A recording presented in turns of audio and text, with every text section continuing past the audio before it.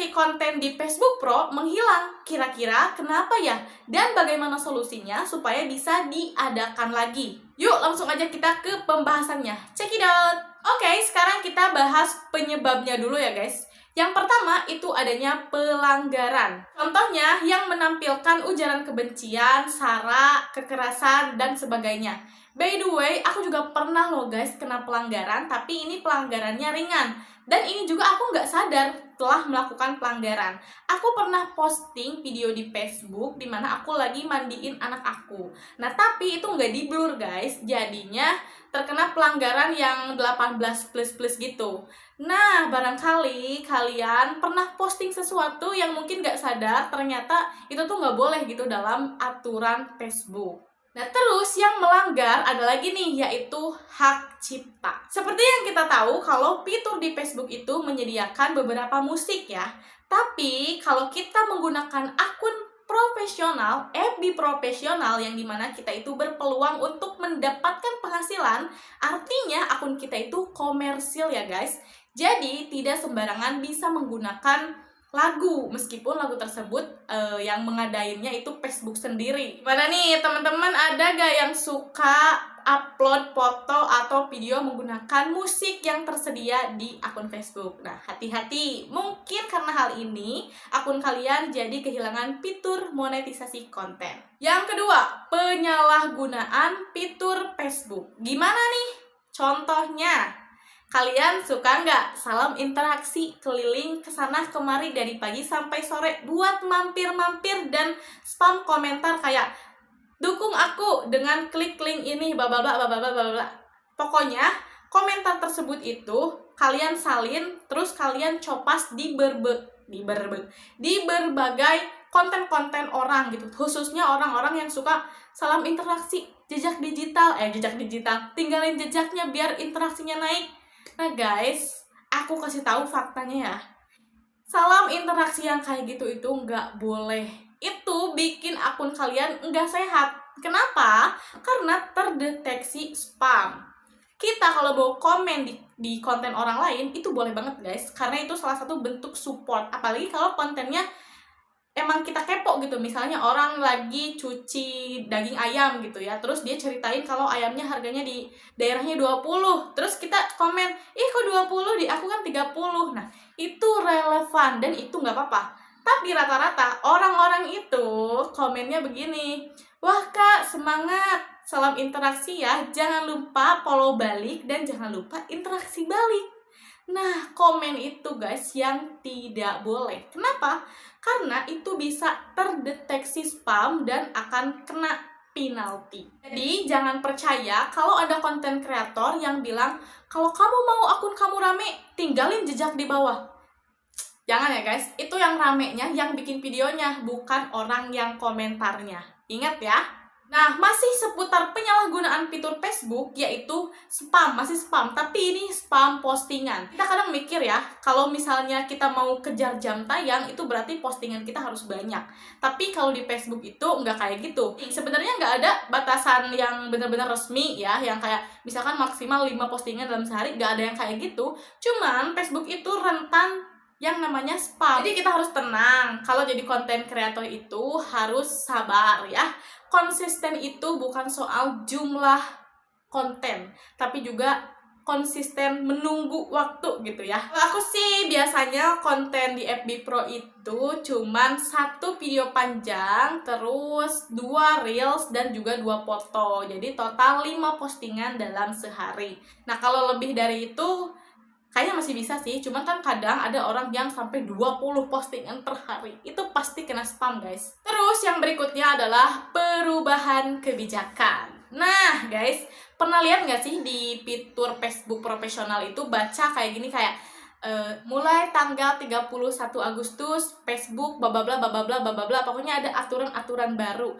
Nah, mungkin menghilangkan fitur monetisasi konten di beberapa akun itu udah menjadi kebijakan Facebook tersendiri, karena mungkin si akun-akun ini itu emang melakukan pelanggaran yang udah aku sebutkan tadi. Nah, mungkin melakukannya tanpa sadar ya guys. Jadi kalian cek dulu nih video kalian satu persatu, jangan dulu seujung sama Meta gitu. Mungkin kita yang salah tapi kita yang nggak sadar ya. Oke, next kita ke cara memulihkan atau memunculkan kembali monetisasi konten ini. Oke, karena tadi kita udah tahu penyebabnya dan ini akibatnya, maka ada solusinya. Nah, kalau misalnya penyebabnya adalah pelanggaran kebijakan konten, berarti solusinya adalah menghapus konten tersebut. Iya, bener, menghapus ya, meskipun berat ya karena kita udah capek-capek ngonten, tapi ujung-ujungnya dihapus, itu nggak apa-apa guys, daripada akun kalian gak sehat dan nantinya nggak monet-monet. Nah terus kalian juga periksa status akun kalian, barangkali di situ ada keterangan akun dibatasi atau akun diblokir atau akun apalah-apalah ya, cek. Tapi kalau misalnya akun kalian sehat, alhamdulillah, berarti bukan itu. Terus solusi berikutnya adalah jangan spam interaksi. Jadi bangun interaksi yang sehat ya, seperti yang tadi aku udah bilang. Kalau kita pengen komen yang relevan sama kontennya. Jangan komen-komen yang isinya tuh mengajak buat fallback, buat interaksi back gitu. Pokoknya nggak boleh. Sebenarnya ini tuh kasus fallback gini tuh ada banget sejak dulu. Aku dulu juga ngonten awal di YouTube di akun pertama aku itu tahun 2021 ya, lupa lagi 2020 gitu ya. Itu juga ada yang namanya sub for sub, dan tentu saja hal itu tidak diperbolehkan. Apabila ada orang yang dimonetisasi hasil sub for sub, pasti itu dimonetnya cuma sebentar. Jadi kalau kalian mau akun monetisasi kalian awet sampai seumur hidup, bikinlah akun yang sehat. Terus ada lagi nih guys, iklan-iklan yang menawarkan monetisasi instan. Nah, caranya bayar 200.000 nanti monetisasi konten dipastikan. Bayar sekian ribu nanti bakalan monetisasi YouTube. Pokoknya ada jasa-jasa yang menawarkan monetisasi secara instan, tapi kita harus bayar.